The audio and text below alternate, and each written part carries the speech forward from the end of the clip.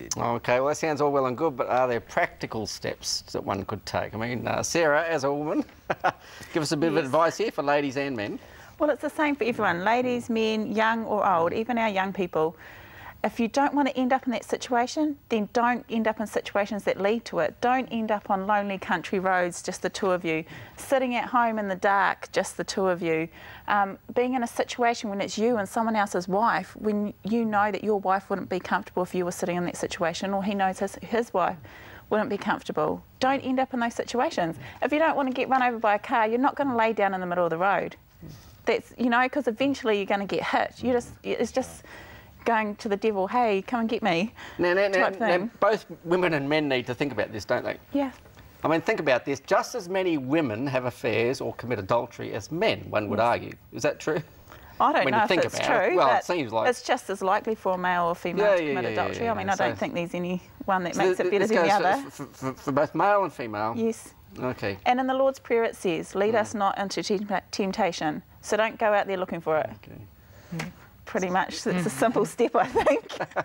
So if you stick your hand in the air and say, take me there? Yes. Okay, don't. Okay, so the simple things. Well, yes, I made a kind of a covenant when I was a teenager, you know. I thought, well, I'm always going to make sure I'm home by midnight. And I made sure I kept that, actually, for many years. Yeah, I'm a married man, doesn't matter now. So what would you say to somebody, though? What would you say to somebody who's struggling and they've found themselves caught in an adulterous situation? I mean, what do? How do you bail out? I think it can be pretty tough once you're already into it. And I think that a great place to start is admitting the reality of where you're up to.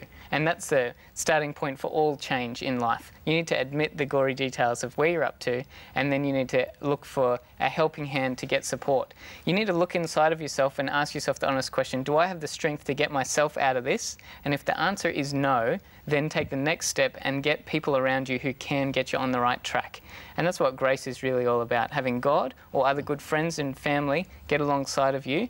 And you need to be able to find someone you're comfortable with that you can trust, but they can help you get onto a better path. Okay, Ben, but what would you say if someone says, hey, look, my home fires are just too cold? If at home and the sort of spark or the love has gone, I think what we were seeing, the clip from the movie before, is a beautiful illustration of that.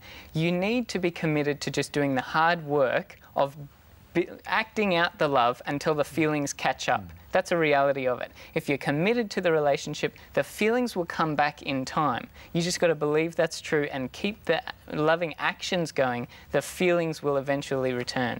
Well, we're going to cut straight to Neil because he's advised people in different times on this in his pastoral career.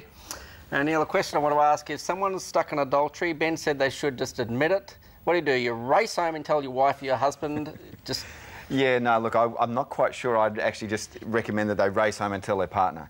That could lead to immediate disastrous consequences. But they certainly need to stop their adulterous affair. That's the first place. They need to be honest with themselves to say, hey, what that affair is about is actually destroying all that I care about in my life.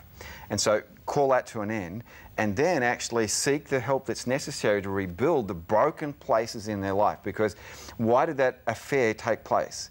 The affair takes place because of unmet needs in the relationship. And a professional pastor or a counsellor could help them work out how to apologise when...